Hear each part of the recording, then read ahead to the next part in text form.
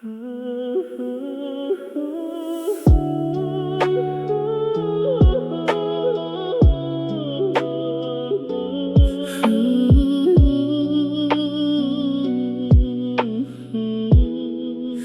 ល់ត្រជាក់បះលើមុខខ្ញុំ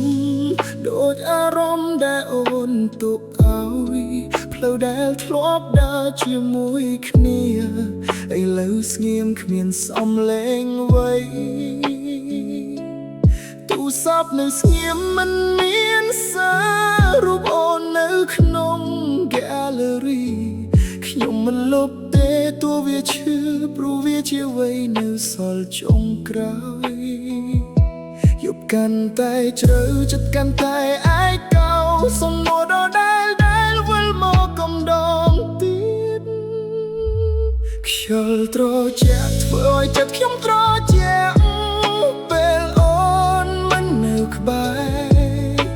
អារម្មណ៍ដែលធ្លាប់កក់ក្តៅឥឡូវនេះបាត់អស់ហើយខ្យល់ត្រជាក់នាំការចងចាំមកវិញគ្រប់ពេលយប់មិនអាចគេ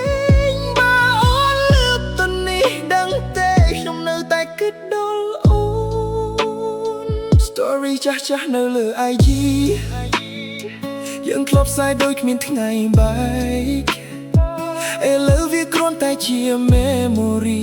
ដែលខ្ញុំមើលហើយមានតែទឹកភ្នែកមិត្តភក្តិនិយាយឲ្យខ្ញុំភ្លេចតែបេះដូងមិនស្ដាប់ទេ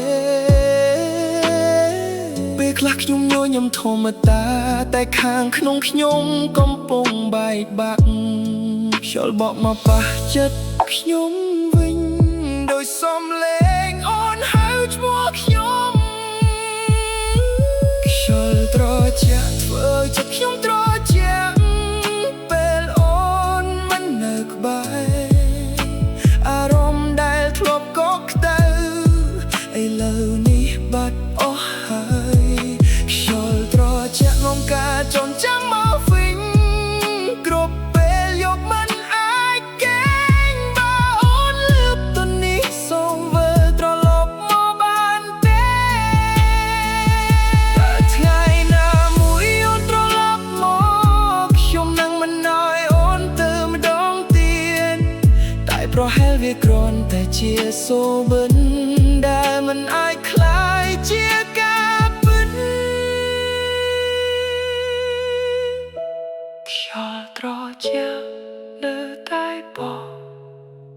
តែអូនមិនត្រឡប់មក